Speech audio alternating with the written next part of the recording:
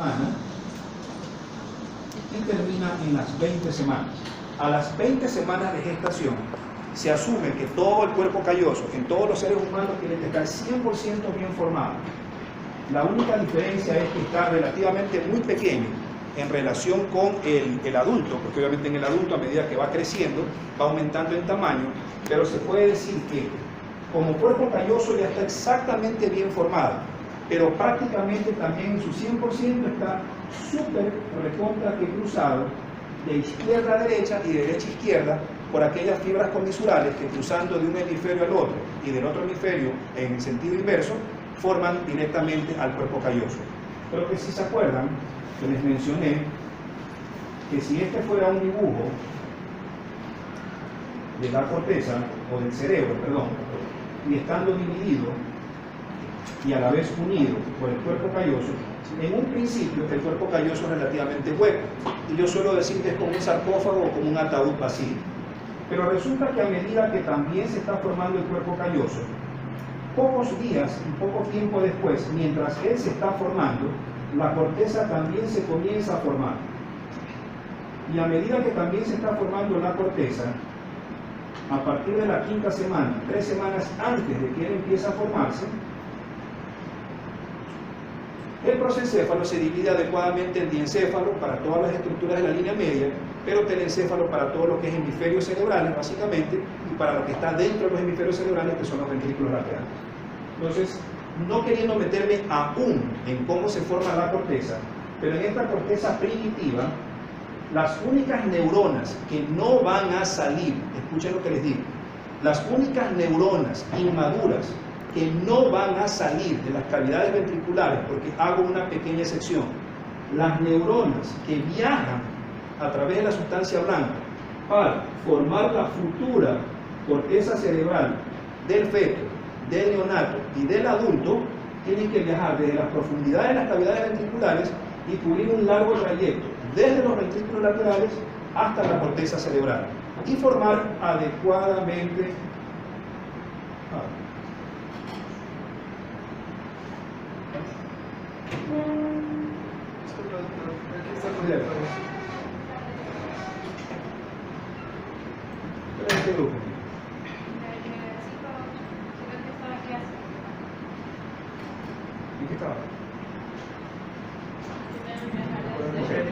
la única excepción, miren que lo recalco, la única excepción en el que la corteza tiene, antes de que las neuronas que forman la corteza migren desde las cavidades ventriculares profundas hacia la superficie más externa en relación con los hemisferios cerebrales, la única excepción a eso son neuronas que telencefálicamente se forman mucho más primitivamente en la corteza cerebral. Pero el propósito de esas neuronas no es quedarse ahí, sino que una vez que se han formado, proyectar fibras que son las futuras fibras comisurales o de comisuración. Pero estas fibras comisurales o de comisuración, el propósito es de izquierda a derecha cruzar la línea media, traspasar al cuerpo calloso e irse al otro lado, y lo mismo hacen las del otro lado y viceversa. Creo que sí me entiende la idea.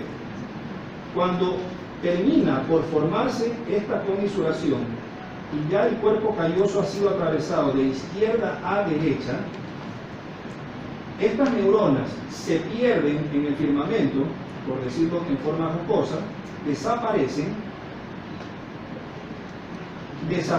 las fibras comisurales iniciales, las que cruzaron la sustancia blanca,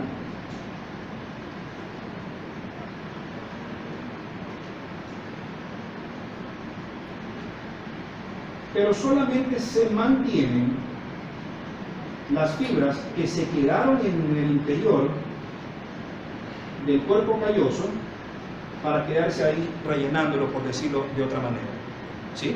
Y en ese momento el cuerpo calloso ya pasó a ser 100% mielinizado por fibras comisurales. Eso ocurre invariablemente en la semana 20.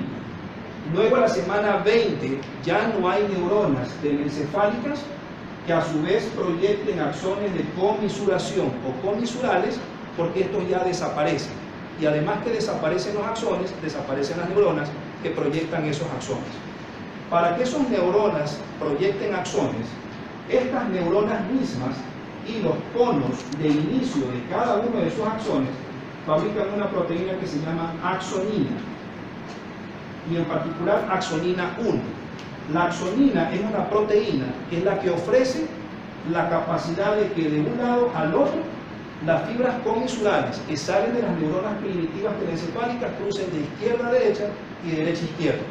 La axonina, después de la semana 20, deja de ser producida porque justo en la semana 20 desaparecen las neuronas telencefálicas, desaparecen las fibras comisurales, pero solamente se mantienen las fibras comisurales que pasaron directamente en el interior del cuerpo calloso. Y en ese momento el sarcófago pasa a tener, como digo yo, un cadáver en su interior, porque ya está 100% relleno de sustancia blanca, o sea, de fibras comisurales. A partir de la semana 20 ya no puede haber cruce de fibras comisurales porque ya paró el proceso, pero el cuerpo calloso sí puede ir creciendo en forma de diámetro y va creciendo a medida que nosotros vamos creciendo en tamaño. ¿Alguien tiene un borrador? Cuando eso comienza a suceder, el sistema nervioso crece invariablemente y diencefálicamente hablando desde la superficie más dorsal hasta la superficie más ventral. Es más, en el sistema nervioso existen 3 axiomas que siempre se cumplen. Se puede decir que crece de caudal a rostral, o sea, de abajo hacia arriba, de atrás hacia adelante, o sea, de dorsal a ventral, y de la línea media hacia afuera, o sea, de la línea media hacia la periferia.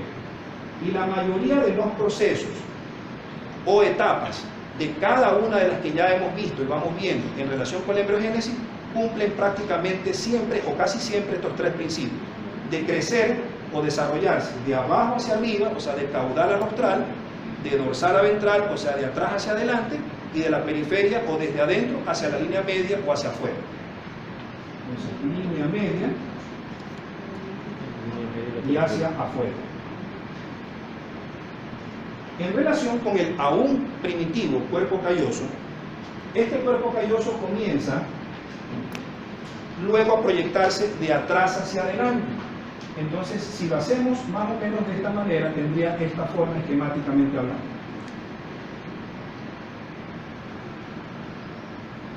Y lo podemos dividir de atrás hacia adelante en 3 placas o primordios.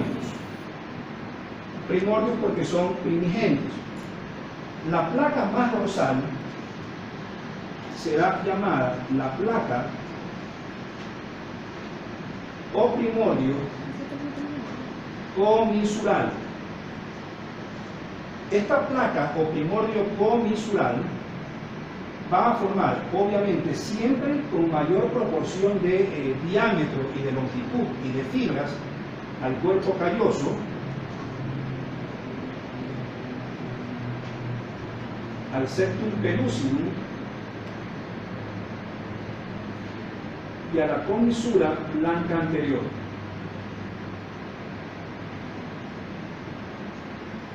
Luego, este primordio de placa comisural se sigue proyectando y sigue creciendo de atrás hacia adelante. Es como que va creciendo y va creciendo siempre hacia adelante. Y al crecer hacia adelante origina este segundo primordio que está acá. Y este de acá se llamará placa o primordio quiasmático. Este primordio quiasmático da origen, la palabra mismo lo dice, al quiasma óptico y al nervio óptico. Y este de aquí, el que está en medio, sigue proyectándose hacia adelante para terminar en su parte más ventral formando la placa primordio hipotalámico.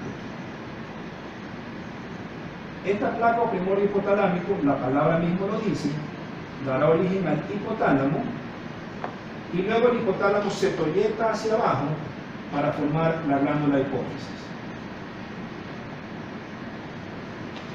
Creo que está relativamente sencillo. ¿Sí? Ok. Ahora, mientras se está formando el cuerpo calloso, y en pocas palabras se está formando el prosencéfalo, que es, vuelvo y repito, la segunda etapa de la embriogénesis, también ocurren dentro de esta etapa de formación del prosencéfalo varias subetapas.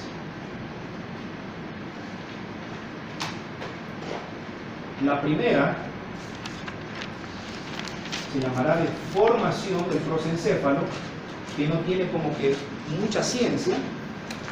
Luego existe la de la división del prosencéfalo y al final el desarrollo de todas las estructuras de la línea media.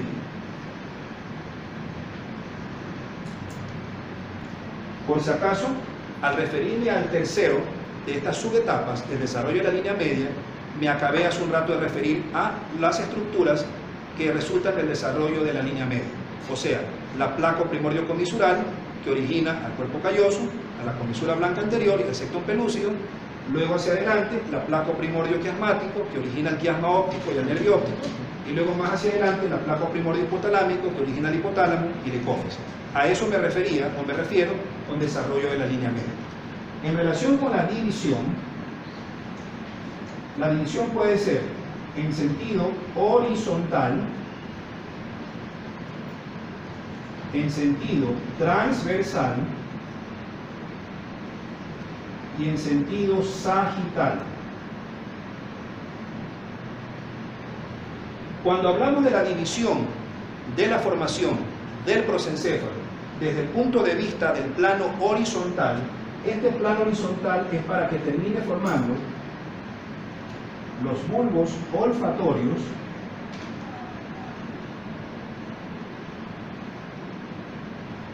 los globos oculares, no el nervio se forma en el desarrollo de la línea media, y todos los fascículos que quedan de seguirse formando de sustancia blanca, los que se les ocurre.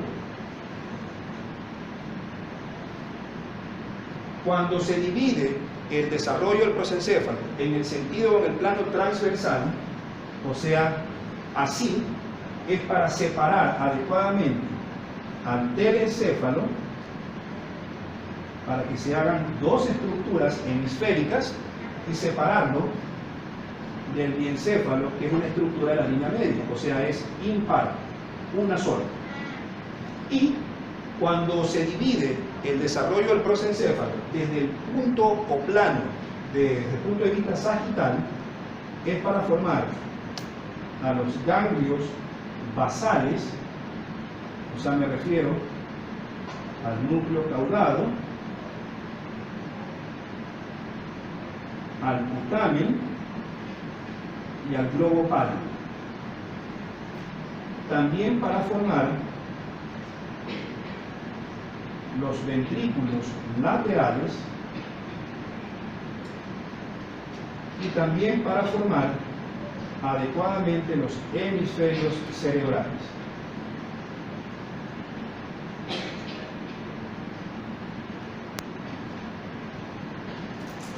Todas estas etapas o subetapas pueden sufrir patología. En relación con formación, se las voy a mencionar nada más, pero lo pueden ver en cualquier libro para que vean gráficas. Generalmente este tipo de patologías no hay muchas gráficas, por lo menos en nuestro país, porque son patologías que lamentablemente son incompatibles totalmente con la vida. En relación con la formación, las patologías se llamarán atelencefalia,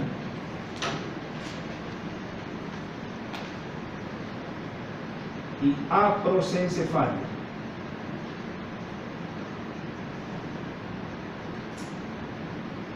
Atelencefalia significa que no se formó el telencéfalo, pero que sí se alcanzó a formar el diencéfalo.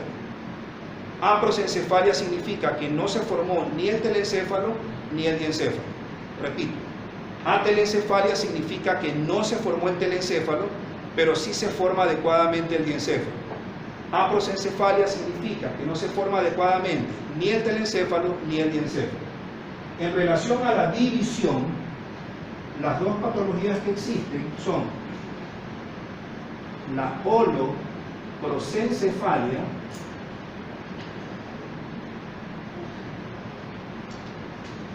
y la holotelencefalia.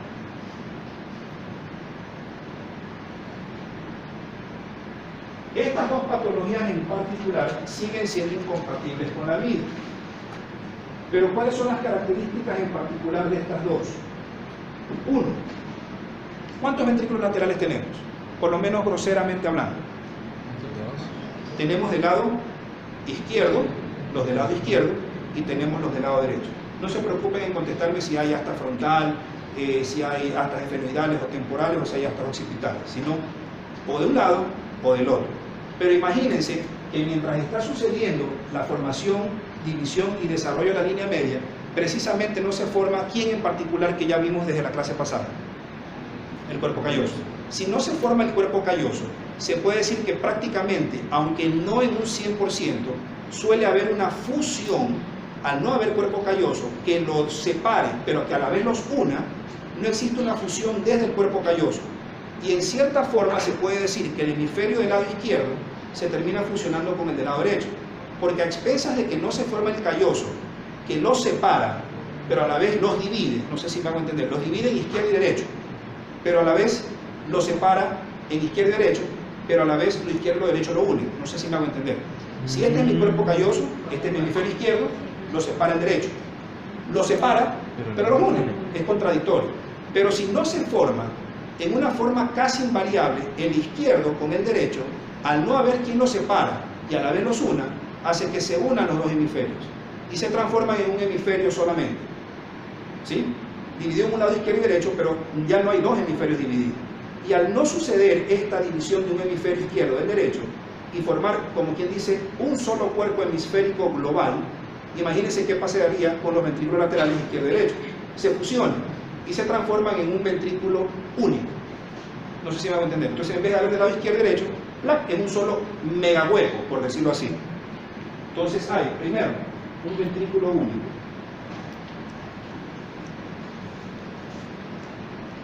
Como invariablemente esta división, formación y desarrollo de la línea media ocurre en una época en que también los arcos branquiales están formando todo lo que es estructura del macizo facial, todas estas patologías van a ir en relación con déficits focales, óseos, musculares y esqueléticos. ¿De quién? De toda la estructura de donde proceden básicamente los arcos branquiales, o sea, a quienes originan los arcos branquiales. Por lo tanto, todo este tipo de patologías que son neurológicas hacia adentro, pero están siendo o se pueden asumir que existen si ustedes ven patologías o anomalías faciales por fuera, ¿sí? Por lo tanto, además de ver patología por dentro, también hay anomalías faciales que son visibles, ustedes las pueden ver. Y esas anomalías faciales son un pocotón. Por ejemplo, la ciclopia o ciclopía. Niños en los que el globo ocular del lado izquierdo se fusionan con el del lado derecho y forman un solo ojo. Obviamente esto es incompatible con la vida, pero sí se suele ver. 3. Si se fusiona el bulbo olfatorio del lado izquierdo con el bulbo olfatorio del lado derecho, ya no son dos bulbos olfatorios, sino solamente uno. Y a eso se le llama aridencefalia.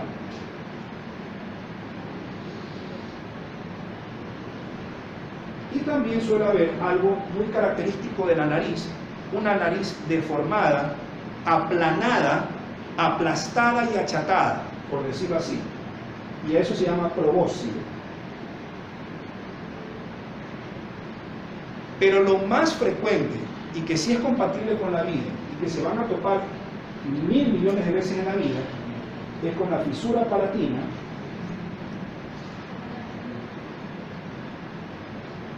con labio leporino y con paladar hendido. Espero que lo han escuchado asumo que en embriología o quizás en anatomía.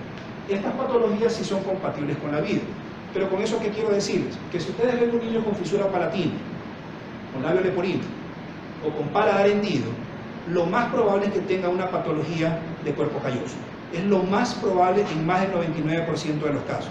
O sea, sin ser ustedes ni magos, ni tener una imagen de resonancia magnética o tomografía en su cabeza, pero pueden asumir que un chico grande con una fisura palatina o con un labio leporino, con un labio mal formado, ese chico por obligación tiene que tener una patología de cuerpo calloso. Y básicamente que tiene que ver con la división, formación y desarrollo de todas las estructuras de la línea media, pero en particular siempre con el cuerpo calloso. ¿Sí me entendieron? Sí. Uno de proliferación neuronal propiamente dicha,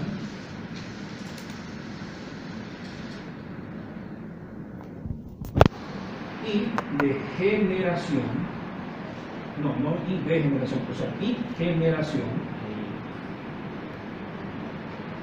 de la neuroglía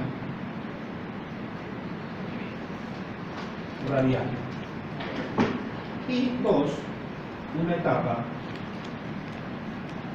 de proliferación y diferenciación. ¿Sí?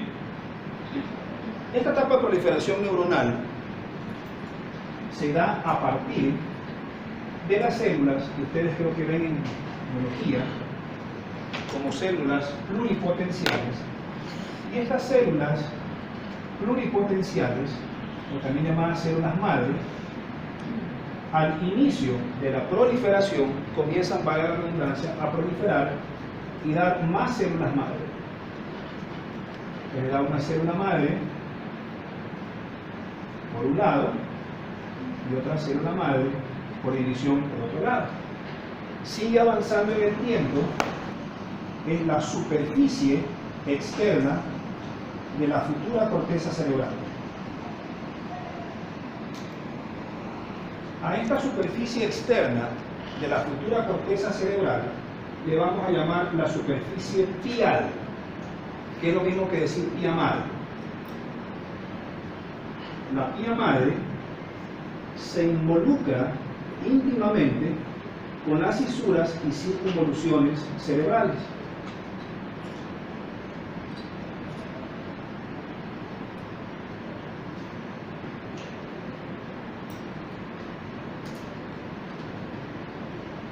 Con el propósito de cubrir al encéfalo, o sea, al parénquima cerebral, que está íntimamente por debajo.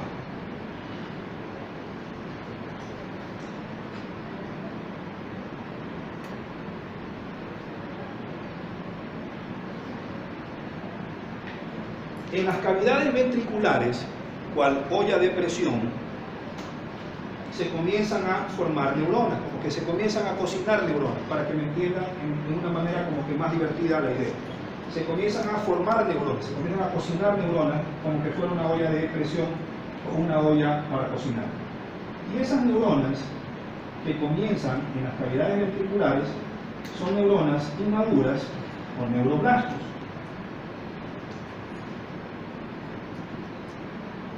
¿Sí? Esas neuronas inmaduras o neuroblastos, a su vez, están relacionadas en su derredor con una cantidad mucho mayor, con otro color,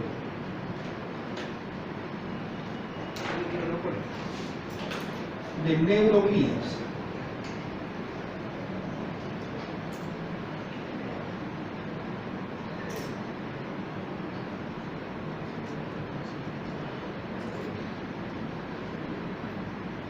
Estas neuroglías salen primerito de adentro hacia afuera, valga la redundancia, salen primero de adentro hacia afuera, o sea, de las cavidades ventriculares a por fuera exactamente de las cavidades ventriculares, pero siguen estando en la profundidad de los hemisferios cerebrales. ¿Sí? ¿Sí me entienden la idea? Están en la profundidad de las cavidades ventriculares, pero de la profundidad de las cavidades ventriculares salen de las cavidades ventriculares, pero siguen estando en la profundidad del hemisferio cerebral, porque todavía están recién saliendo de las cavidades ventriculares. ¿Ok? Al salir, o sea, estas, al salir acá, afuera, valga la redundancia, en ese momento cada una de las neuroglías proyecta una fibra o axón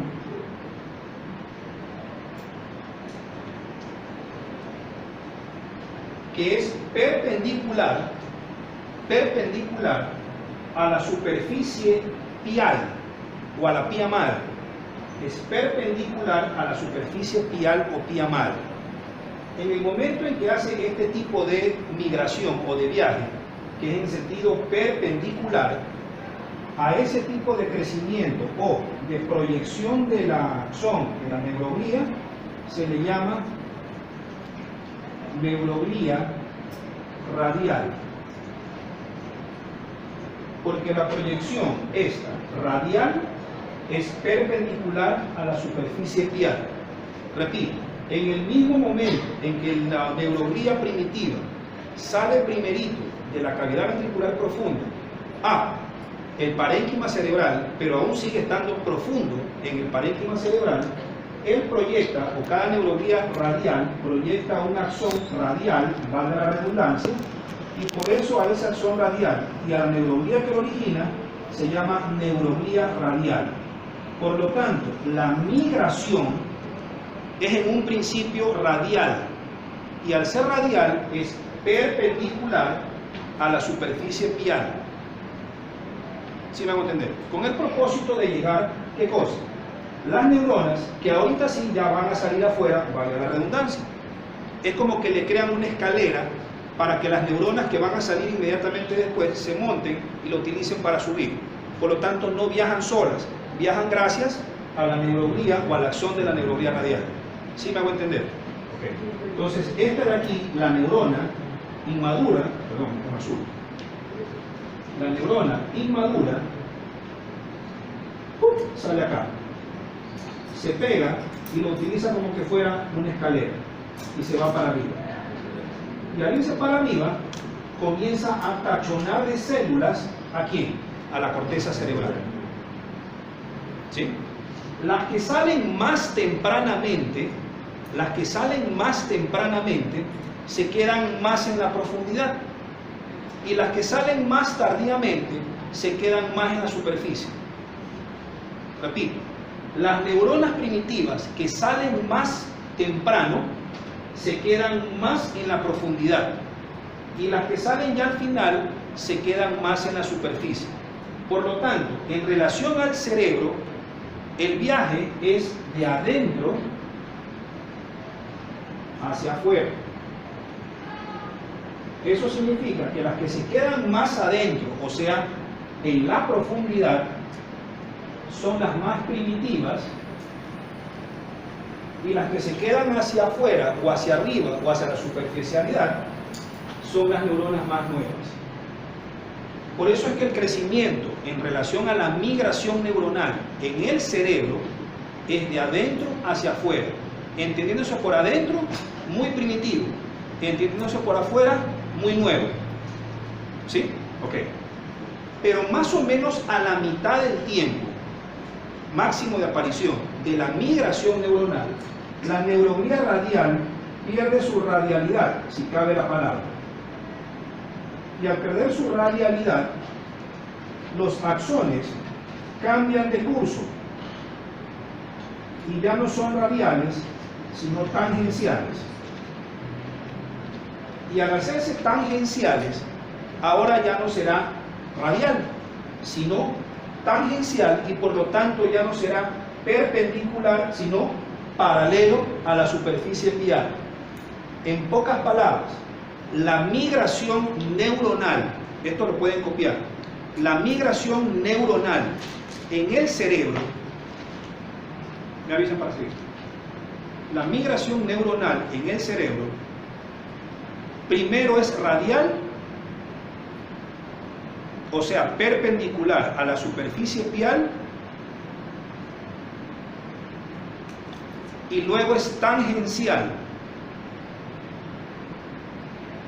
o sea, paralelo a la superficie pial. Y por lo tanto, la colocación de las neuronas siempre será de adentro hacia afuera.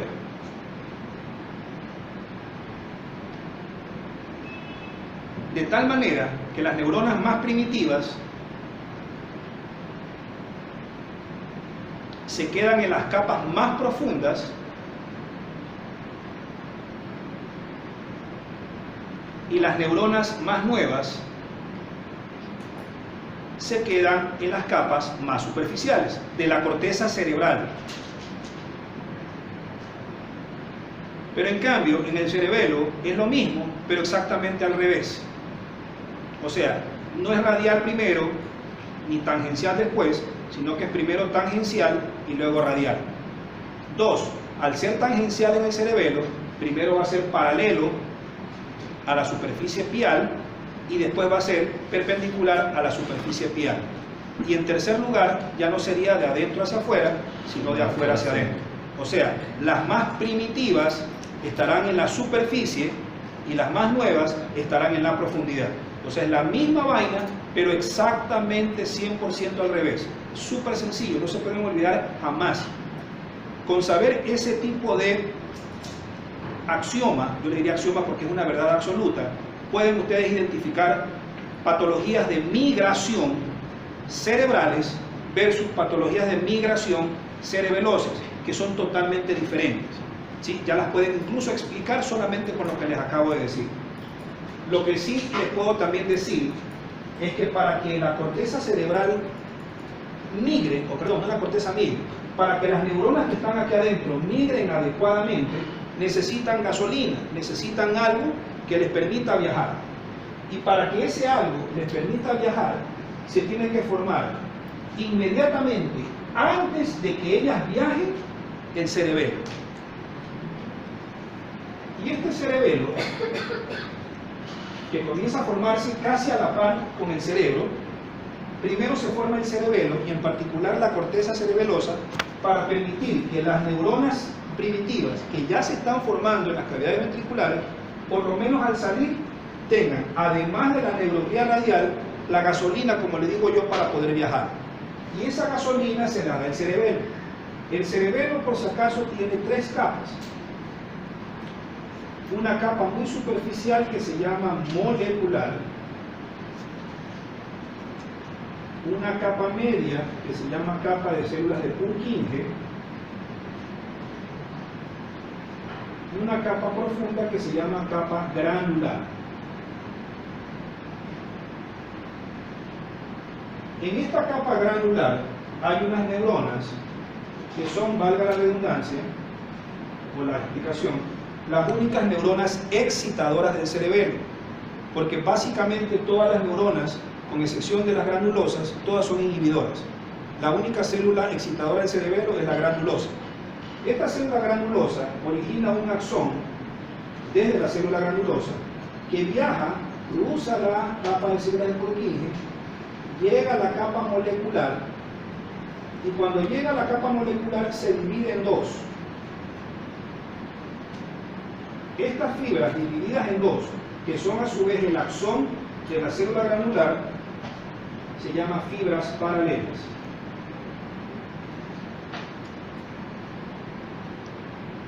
Fibras paralelas.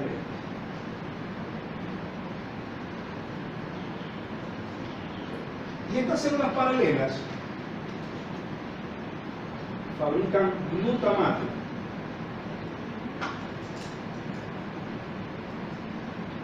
Al estas fibras paralelas fabricar glutamato, este glutamato, cual gasolina, estimula a que las neuronas primitivas viajen hacia la corteza. Pero viajan con glutamato dentro de la misma neurona que va viajando desde la profundidad hasta la corteza, con el propósito de que ese glutamato sea recibido ¿en dónde? En la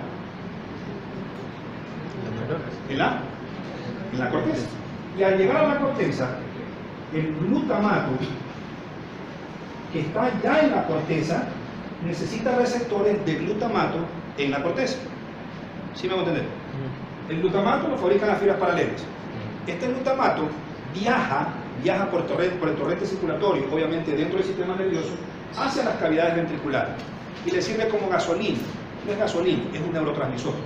Eso obliga a que las neuronas ya formadas utilicen a su vez a dos elementos para poder migrar: a la neuroglía radial, pero también necesitan el glutamato que les dan las fibras paralelas. Ese glutamato viaja con la neurona desde la cavidad ventricular hacia la superficie externa, o sea, hacia la superficie cortical. Y al llegar a la corteza, este glutamato que va acompañando a la neurona inmadura necesita receptores de glutamato. Esos receptores de glutamato que están en la corteza se llaman receptores NMDA o N-metil D-aspartato.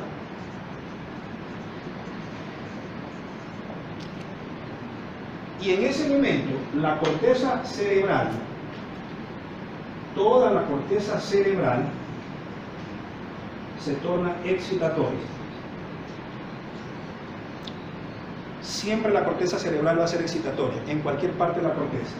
Y esa excitatoriedad es gracias al glutamato. Y cabe recalcar que el glutamato representa más del 70% de todas las neuronas con capacidad excitatoria. Por lo tanto, casi todas están ubicadas en la corteza. Y otra cosa que les aclaro, el glutamato es el neurotransmisor más excitatorio que tiene el ser humano. ¿Sí? ¿Ok? Hay patologías, pero más que patología, hay medicamentos. En los años 70 se utilizó un antiepiléptico, que obviamente después se lo sacó del mercado porque no se hicieron bien los estudios después de la tercera o cuarta etapa, que se llamaba talidomida. En la actualidad también hay muchos medicamentos con efectos teratogénicos, pero la talidomida dio, como quien dice, la pauta para pensar